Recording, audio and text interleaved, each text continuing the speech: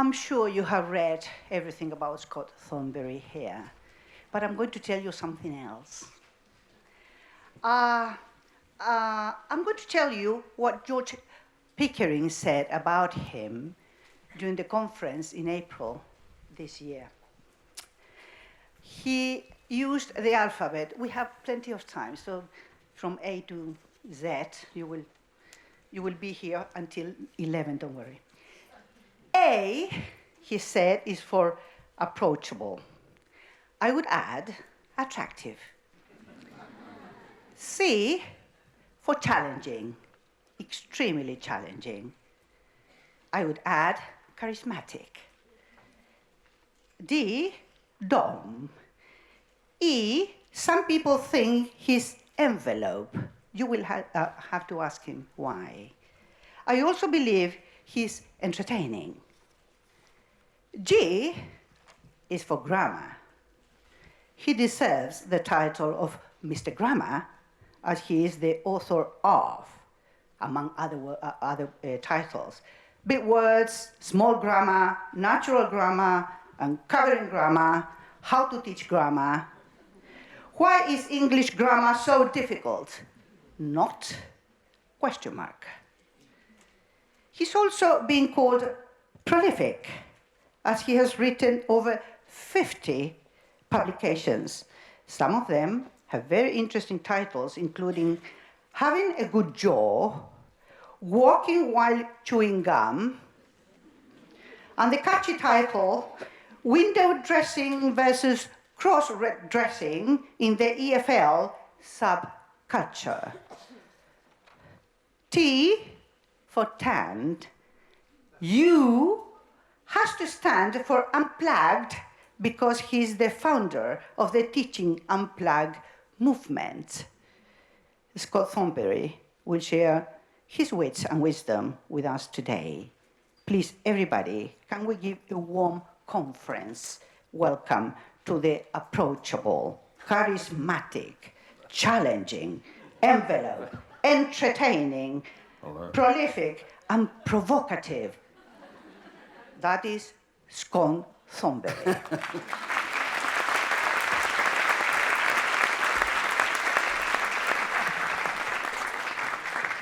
Thank you, Ceci. I'll just take this down. Okay, thank you so much, Ceci, and thank you, Tom, and everybody who's been involved in making it possible for me to come back to Chile. It's a great conference. Wow, there's people on the floor. It's great to be back, and I'll be here for the 2 days I'm flying back to New York, where I'm working at the moment. But I hope to meet and talk to all of you formally or informally, and prepare the ground for a further trip. I'm going to start with a warmer, since it's the first session of the coolish morning. So bear with me. Okay, this is the warmer. Wow. Okay. I'm warm. I hope you are. This is my 4 dates in my timeline. I want you to shout out what you think each one represents. So starting with 1950. Who? I was born. Let's see if that's correct. Yes, okay. You can put your calculators away. It's easy to do the math. What's about the second one? Graduation? Well, it's a bit, 25. I started teaching. Brilliant. What about the third one? 2000. Married.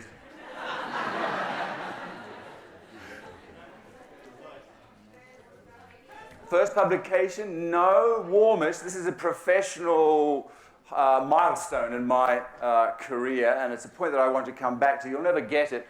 It's when I coined the term Grammar McNuggets at an IATEFL conference in Dublin, 2000. It was the 25th anniversary, incidentally, of IATEFL UK. So there's a certain symmetry there. And what about 2004? Oh, wow, that's amazing. Exactly, the first and only time until now. This is a great little activity, of course, because the follow-up then is you get the students in pairs writing their own timelines, guessing each other's important dates, and of course you've got a wonderful context for practicing past simple verbs. That's the grammar. The only time you'll hear grammar mentioned. Well, no, actually not true. But I wanted to start with a little bit of biography, because I'm going to. The conference theme is something, where are we now and where are we going? I'm actually going to add an extra piece of grammar to that and ask, where have we been? And I think it's very appropriate here, the 25th anniversary of IATEFL Chile, that we look back as well as we look forward. And so this is the sort of the narrative, I guess, I want to tell you, and I want to weave into the history of ELT my own personal trajectory and the kind of discoveries that I've made. This is another piece of my autobiography. This is this hideous school I went to in New Zealand, where I come from. This was taken around about 1967. Now, I refer to this because the school song, like everything in this school, was borrowed from the UK. And the school song was 40 years on. Do you know it? It's the school song of Harrow, a public school in Britain. And that's the kind of sort of thing it is. It's all about cricket and rugby and so on. But I'm using the title to frame this talk, because what I want to do is look back at least 40 years and see where we have been. So that's the explanation. I also found this recently in a book that I still have. In 1966, at that same school, I won the Amershaw Prize for Oratory, which is like public speaking, and here I am still doing it. So it just goes to show that you do learn something from your education. Let's go back. This is 1966. Let's just go back even further than 40 years and look at what was happening in 1966. Because what I want to do is kind of sketch in the background to the momentous events that started to happen in the mid-1970s. That is to say, the dawning of the age of Aquarius, the communicative approach. But it goes back a lot further than that. 1966 was an incredibly interesting year. All sorts of stuff was going on. For a start, this was when Dell Hymes first proposed the notion of communicative competence, in contradistinction to the notion of that competence, language competence is simply linguistic. It's a matter of having an internalized grammar. He said, no, there's a lot more to it than that. You can't read the balls, but there's the sociolinguistic element, and there's a strategic competence that learners have to be able to marshal the linguistic knowledge that they have. So this was a major breakthrough in terms of thinking about language, and it's the notion of appropriacy, that language is contextually appropriate according to who you're speaking to, what you're speaking about, where, when, etc., and all that kind of thing, which were factors that hadn't really been considered. And this was 1966 in a conference in New York. It wasn't published until a few years later, that talk, but it was a milestone. And then also in the same year, an article appeared by a certain Leonard Newmark called How Not to Interfere in Language Learning, and it was republished in 1979, but it was first written in 1966, and it's quite extraordinarily insightful. And Newmark's point was that you cannot teach a language one thing at a time, otherwise we'll be here to the end of time. If you taught all the little bits of grammar one after the other and all the vocabulary one after the other, it's an incredible undertaking. And he said languages learnt whole acts at a time. The idea that we take on board language in sort of larger pieces or elements or components than what is traditional in the syllabus, the grammatical syllabus. And another thing he said, which I find resonates very, very much and in a sense predicts the communicative approach, was that an important test of our success as language teachers is the ability of our students to choose to say what they want, to choose to say what they want, as opposed to always putting words into their mouths. And at the same year, 1966, another tiny little book came out called The Visual Element in Language Learning by a wonderful scholar called Pitt Corder, who was based in the University of Edinburgh. And it's a book about how to use, in those days, visual aids, very rudimentary technology, film, television, vinyl, and so on. But what he did say when he was talking about language learning is that language is not knowledge. It's not knowledge, but it's a set of skills. He said the teaching of it, therefore, must be different from the teaching of a content subject like science. In other words, it's not internalizing a whole lot of facts. It's actually being able to do something. Speaking, reading, writing, listening. These are skills. That's what language is. And those skills are not activated simply by learning the facts of the language. You need to activate them by doing them, by using them. So again, this is 1966, incredibly prescient, it seems, and a sort of a taste of what was to come.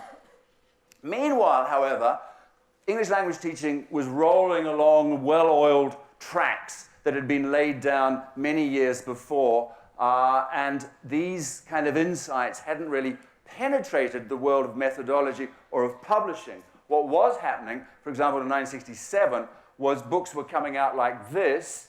Does anybody remember this?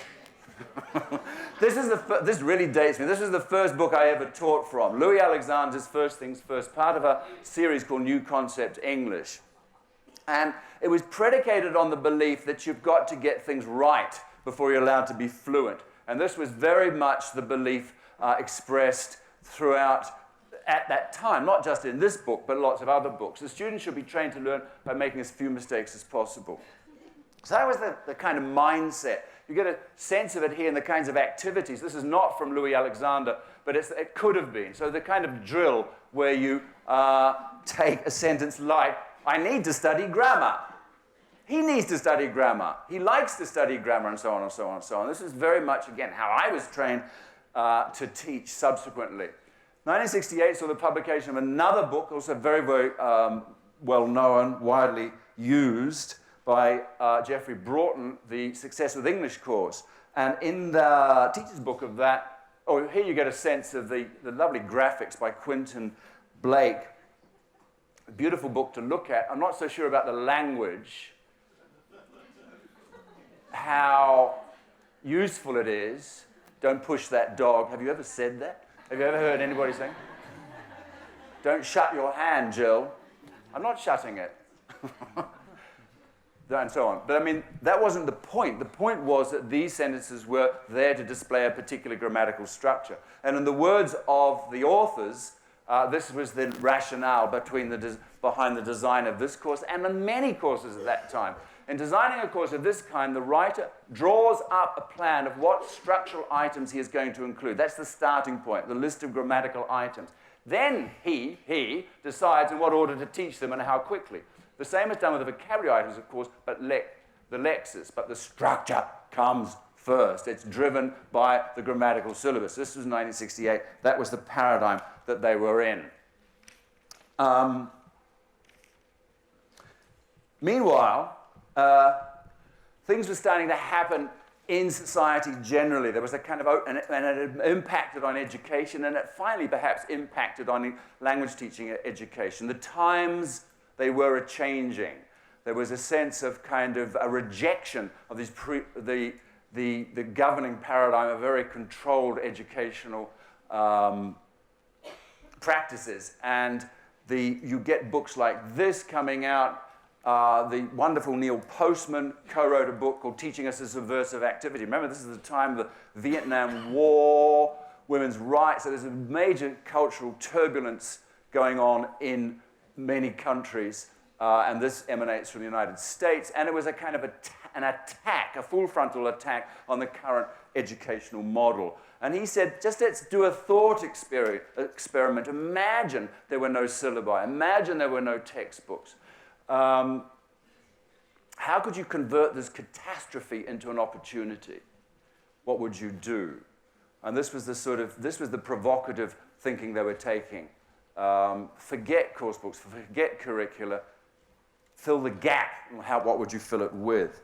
And, of course, more perhaps nearer this part of the world, in 1970 saw the publication of The Pedagogy of the Oppressed by Paulo Freire. And again, this contrasted two models of education, the kind of delivery, transmissive, banking model of education with a more dialogic approach where teachers and learners are in a sort of symmetrical relationship, and communication is the norm. And it is communication now, the word starts to appear more and more in the literature on education and, of course, in language teaching. So the following year, 1971, a group of scholars met in the mountains of Switzerland, a place called Ruschlikon, and they together started to plan what was to be a new educational model for teaching of languages, all languages, in Europe.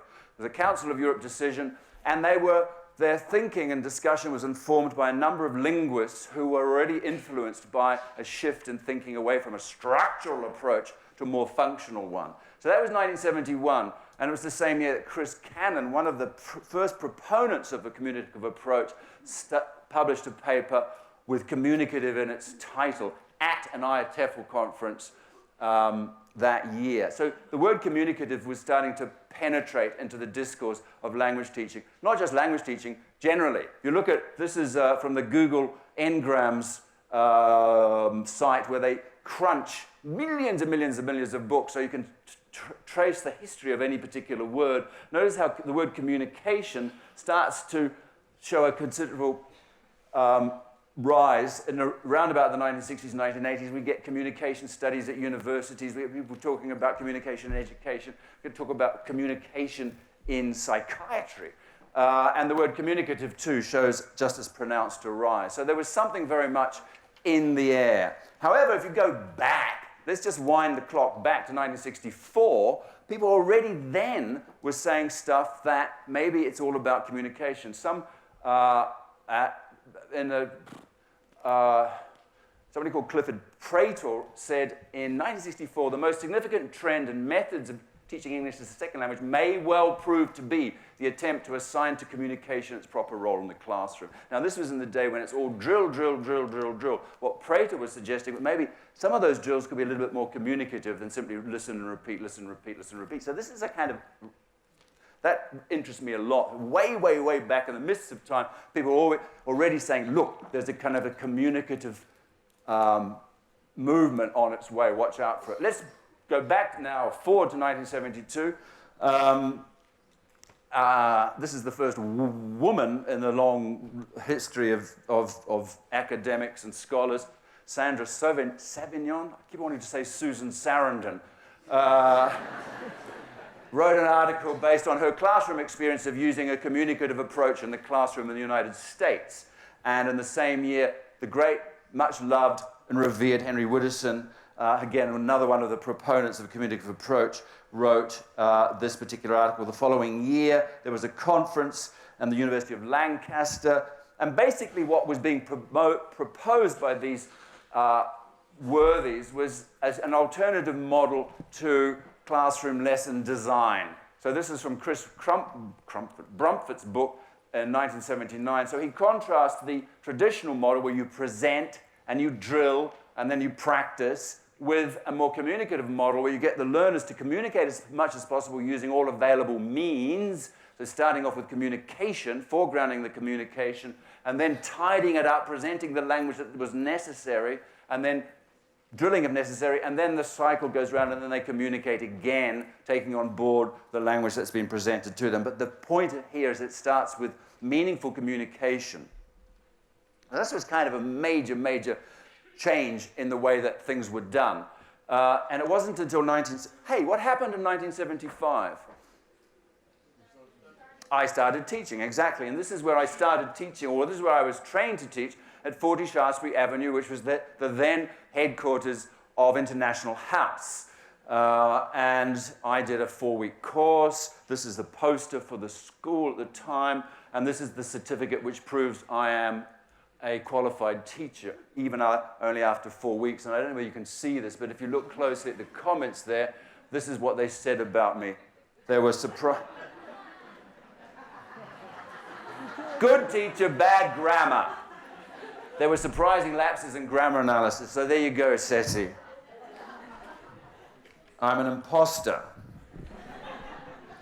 But what was it didn't matter, actually. You didn't need grammar because what was just about to happen was the publication, the launch of a number of really important textbooks which were not based on a grammatical syllabus. They were based on the syllabuses proposed by people like Van Eck as part of the Council of Europe plan. So syllabuses of notions and functions, of things that people do with language, not stuff that they know about its grammar. And then, amazingly, in 1975, burst on the world this book, Strategies. Remember Strategies? White strategies, and then open strategies, starting strategies.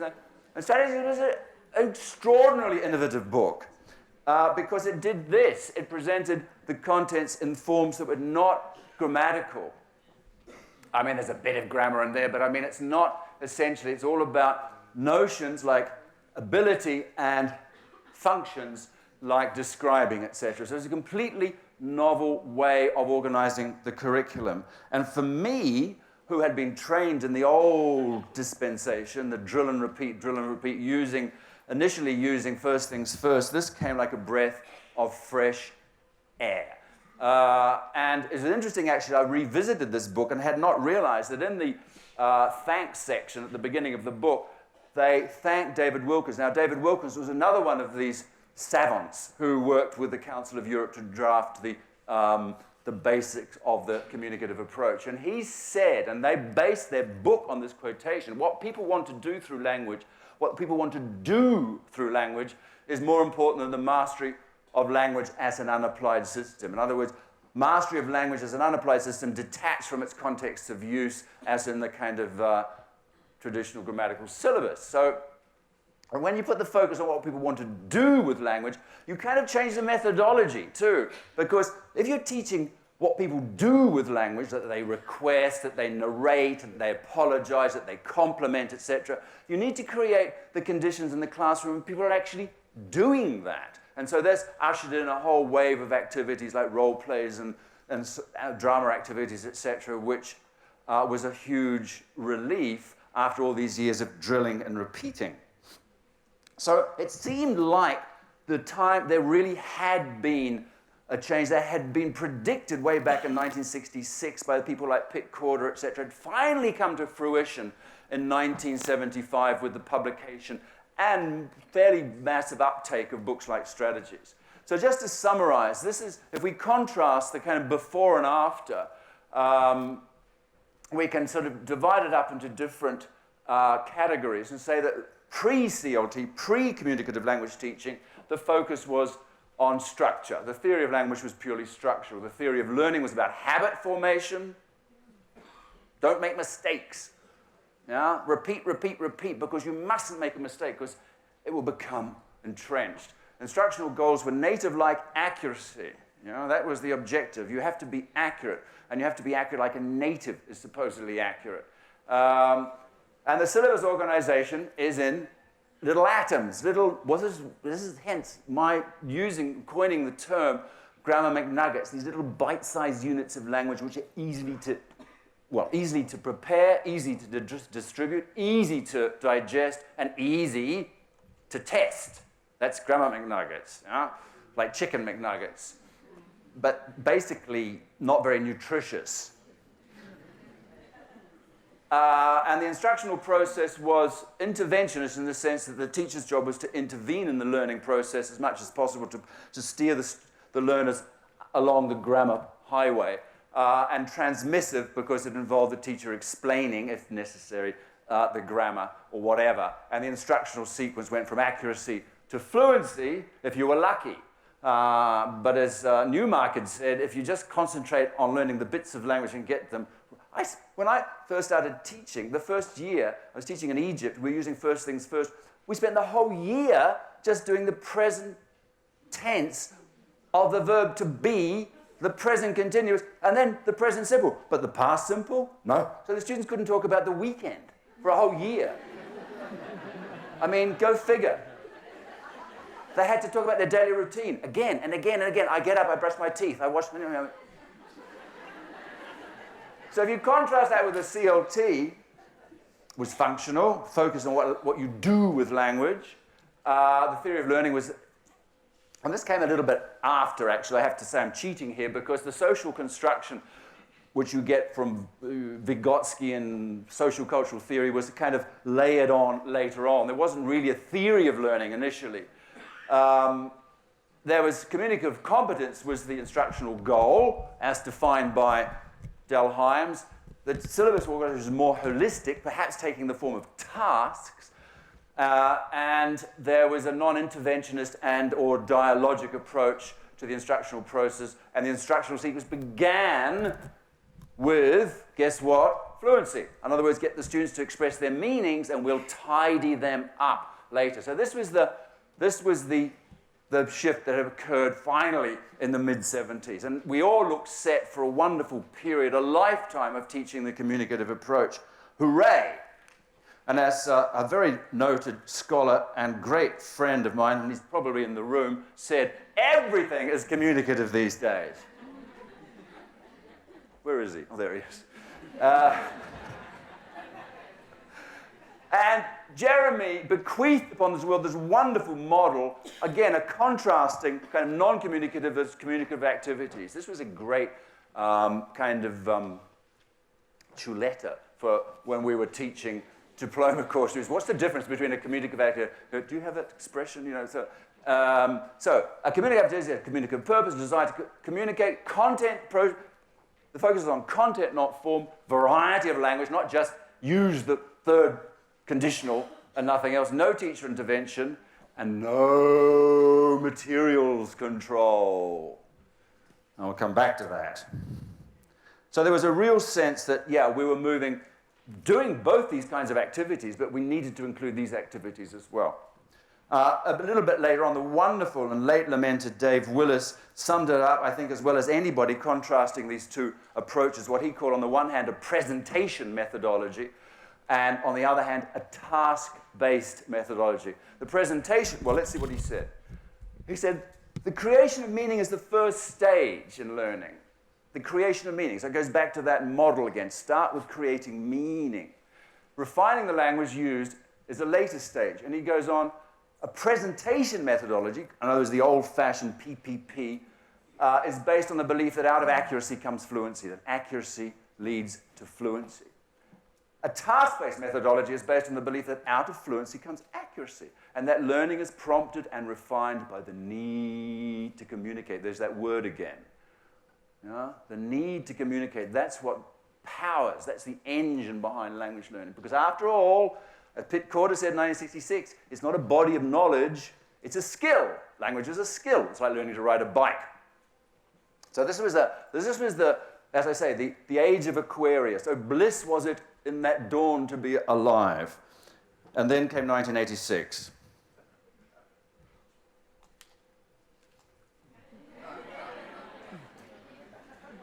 I didn't do this bit when I did this similar talk at IATEFL in Birmingham because I would have made a lot of people very angry. Now this book came, I was teaching in International House in London at the time, and I was sharing, we were down in the bar at 106 Piccadilly, had moved from Shaftesbury Avenue, with a number of friends having an end-of-day drink, and John Sawes came in, sadly departed now, but John came in and he was clutching this book, and he said, have a look at this.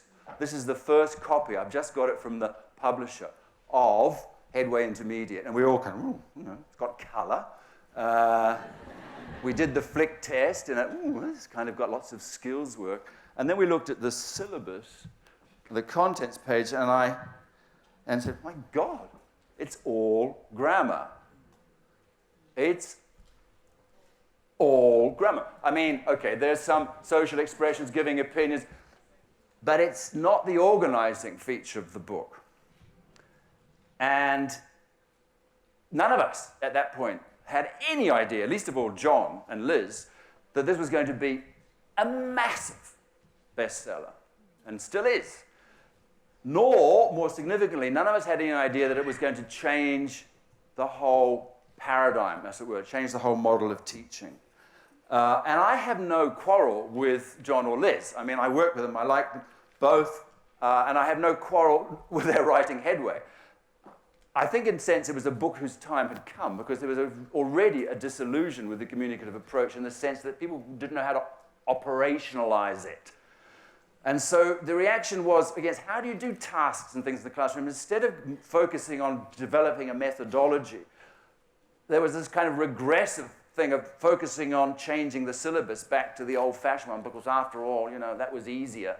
And so what happened then, when you look back at 1968, you know, the success with English, our approach to language teaching is structural, the words we choose to present for us, and that was in 1968. And then in the most recent website for New Headway, this is 2016, grammar has a core place in language teaching and learning. Punto. What's happened? Plus ça change. Nothing has happened. We seem to be back where we started.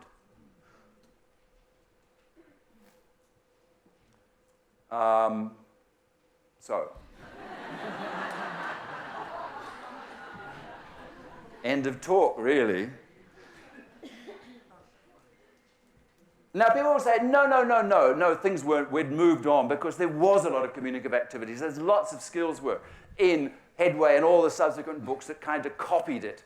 Yeah, that's absolutely true. There's a lot of, I was watching a teacher once in a Escuela Oficial in Barcelona, and a teacher of English, she was a Catalana, and she showed me her copy of Headway Intermediate, and she'd taken a felt tip pen and she'd crossed out all the bits that had anything to do with grammar, which is kind of, that's amazing. You chose this book, which has a grammatical syllabus, to use, and then you got to cross. So she did all the skills work, and she was perfectly satisfied with that. That was her option, and I kind of admired her pluck, but she was also, she still felt that, yeah, it's not about knowledge, it's about skills.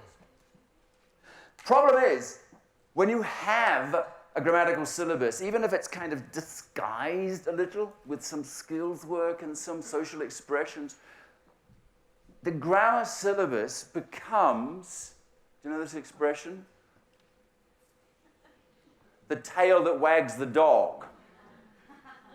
Yeah, it's the grammar tail wagging the whole dog so that it forgets that language learning is a skill and just thinks, oh, we've got to learn all this knowledge, this body of knowledge. And of course, it's not helped by the fact that grammar McNuggets are easier to test. And of course, since we're so obsessed with testing in this industry and in education generally, there's the preference for grammar McNuggets. Claire Cramch said in 2015, just last year, practitioners in language teaching and learning are still very much held to a structuralist approach to teaching languages, if only through the pressure to test students' knowledge. So that kind of washback effect of testing is pernicious. So we have to teach the language in particular order, and in the order that we're going to test it, despite the fact that all the evidence suggests that we do not learn languages or acquire languages in the order that is presented necessarily in a textbook. Diane Larson-Freeman, who must know more about second language acquisition than many, learning linguistic items is not a linear process. Learners do not master one item and then move on to another, step by step. We know that. We see that. How many times have you said to the students, but we did this yesterday? In one ear, out the other. Because they're not ready for it. That's not how we learn languages. And so, given the second language acquisition research is saying things like this, and has been saying things like this since the mid-70s, what's to be done? And why are we in this position where we've kind of abandoned CLT? So I decided to ask teachers. And so I presented a questionnaire. Some of you might well have answered, and thank you very much. I got 1,000 responses. I said, why does the grammatical syllabus persist? Why are general English course books almost all organized around a grammatical syllabus? Why do the curricula of language teaching institutions almost all follow grammatical syllabus? That's a question. I gave some suggested answers. And I also gave a couple of quotes from reputable researchers in second language acquisition.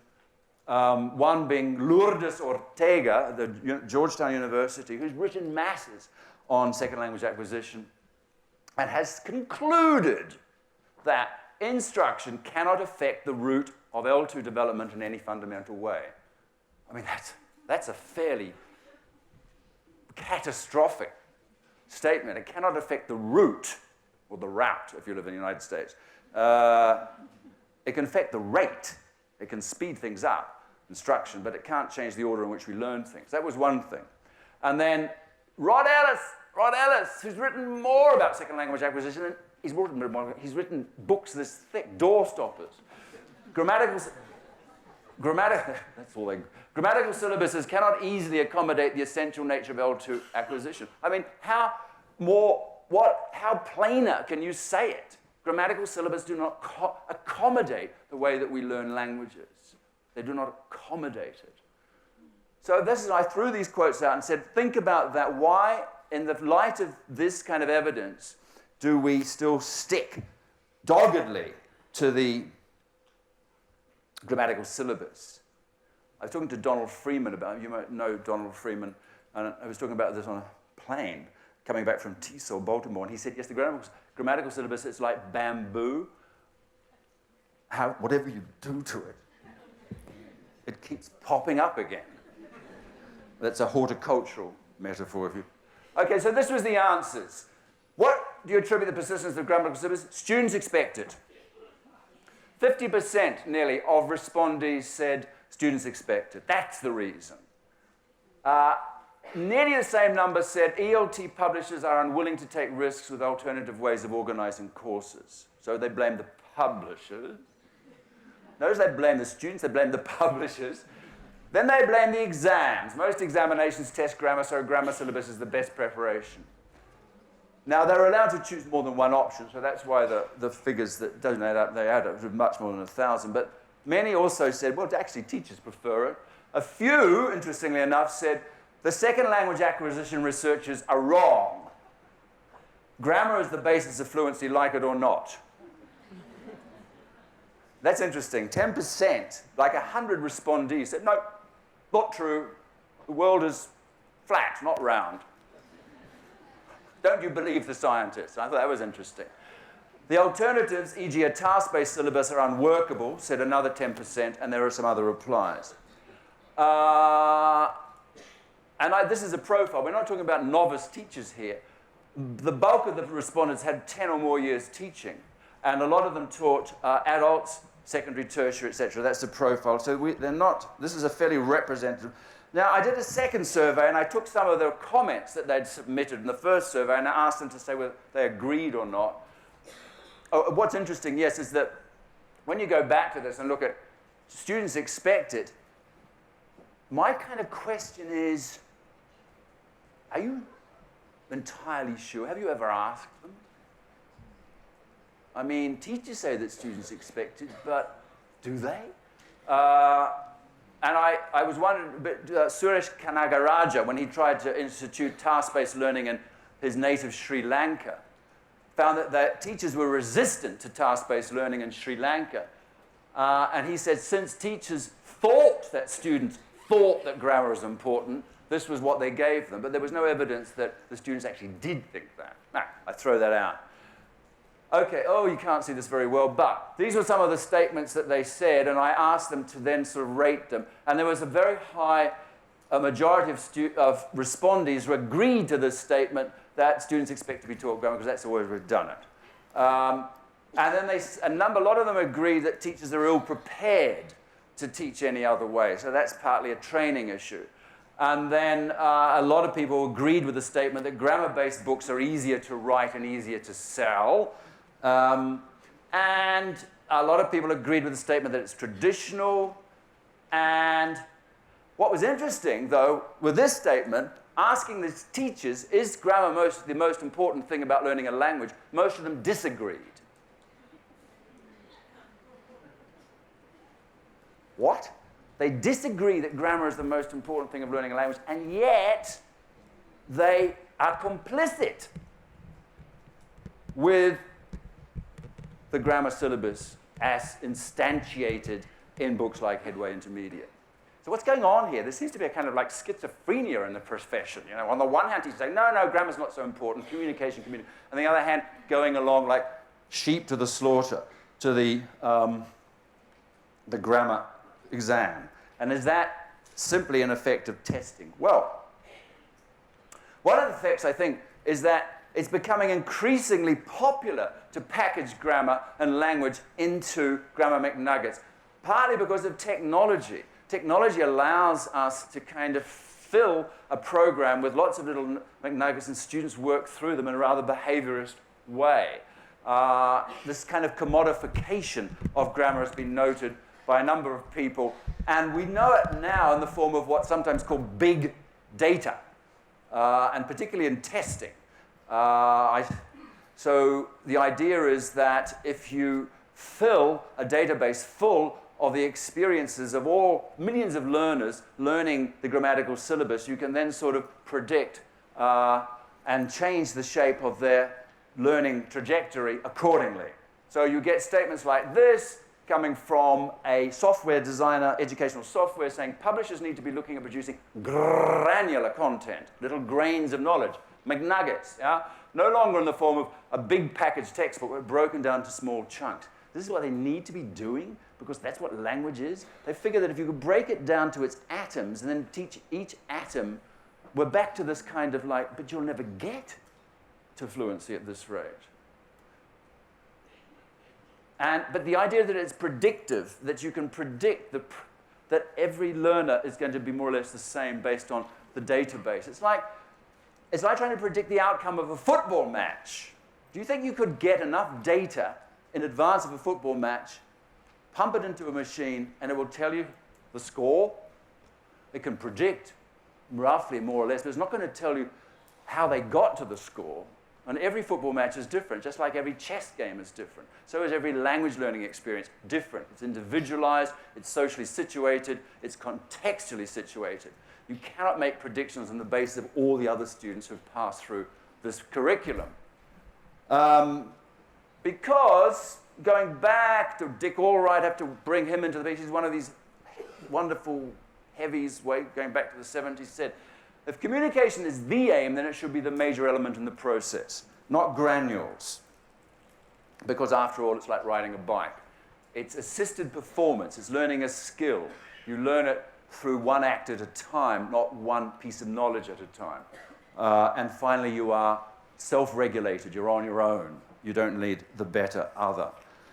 So, where we go from here, just let me throw out 3 possible directions which might try to square the circle as a kind of compromise, if you like, position, and try to restore some, at least, of the kind of magic of the communicative approach. So these are my 3 endings: the pragmatic route, the critical route, and the dialectic route. The pragmatic route is simply saying, come on, it's only a school subject, English, it's not a big deal.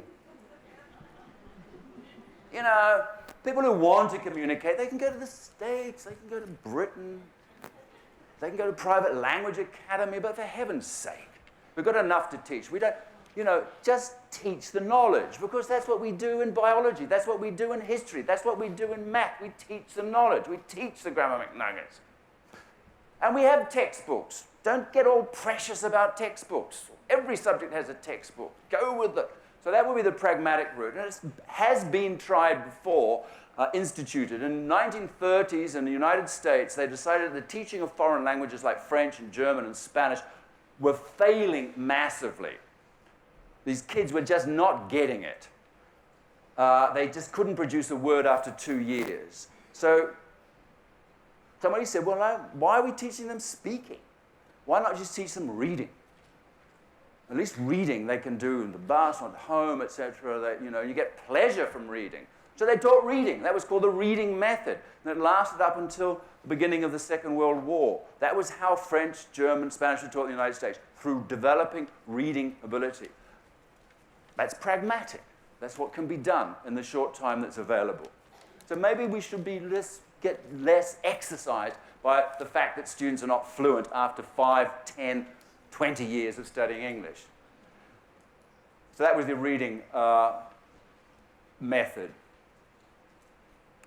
Or you could adopt the critical route. You could say, let's just be radical here. Let's take the Freirean line, Paulo Freire. Let's just throw out course books. Let's because afterwards the course books that bring the syllabuses into the classroom, if we threw out the course books, we'd be throwing out the syllabuses. We could do that, and some people have suggested that. The Dogma group, whoever they are, suggested that we could found a methodology based on what the learners bring to the enterprise, starting with the meanings and the needs of the learners, and working with that raw material, not starting with the present simple or the past continuous. So this was a statement I drafted, I admit, it was me. We're looking for ways of exploiting the learning opportunities offered by the raw material of the classroom. That is the language that emerges from the needs, interests, concerns, and desires of the people in the room.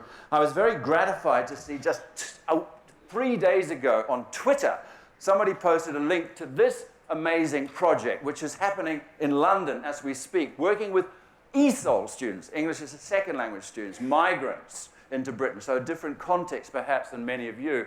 But they've coined the term participatory ESOL, and their kind of mission statement is it's all about working with groups of students on the things that concern them in their daily lives.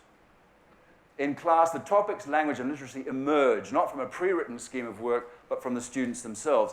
And if you go to that website, you'll see a number of lesson plans and ideas that they've collected of teachers working in these principles. So that's kind of cool.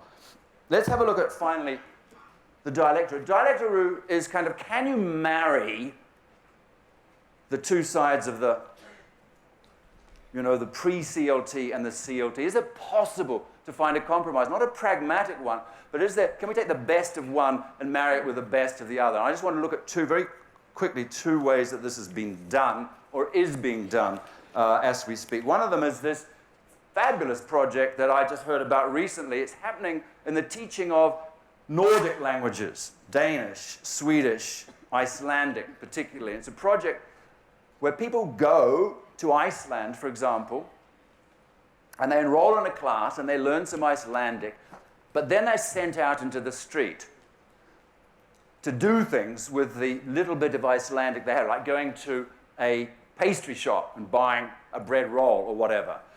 And with their phones, they record the conversation, they take photos in the pastry shop, they do all that kind of, they take all that stuff and the bread rolls back to the classroom, and they kind of share what they've discovered. That's kind of that's neat, sort of obvious, but what's really nice about this project is that the people in the pastry shop, the people in the streets of Reykjavik, have volunteered to be trained to help these people when they come in with their language. So they're you have the concept of Uber taxis, don't you? I know, because there was a demonstration yesterday. This is the Uber teachers, but without the sort of negative things of Uber, because they're not being paid, and they're not competing with anybody really. They just help, these people, say it again, this is what, let me write it down, that kind of thing. So I think it's a wonderful idea. It's not easily transferable to an EFL situation, but nevertheless, it's one way of marrying the outside world, communicative use, with the classroom. Here's another one. Oh, and this is how they justify it.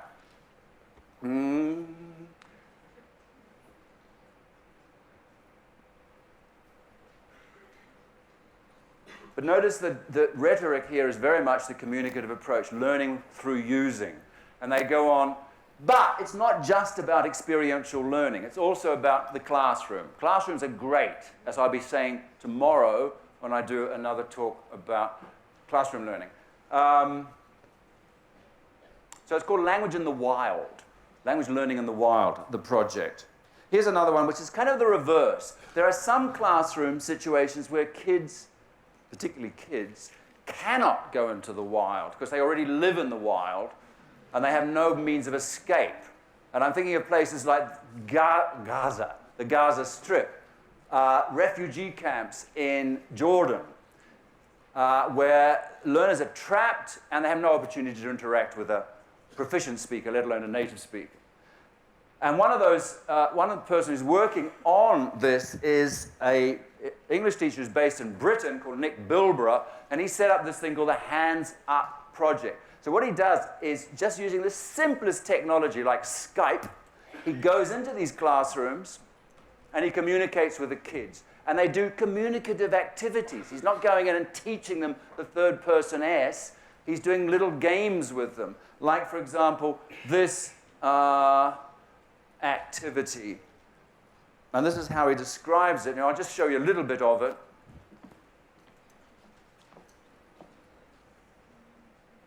If we can hear it. We can't.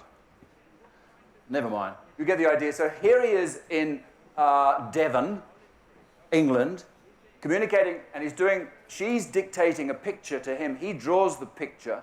So it's a reverse Picasso dictation, picture dictation. And then while the others are preparing their pictures, he interacts with her and supports the activity at a distance.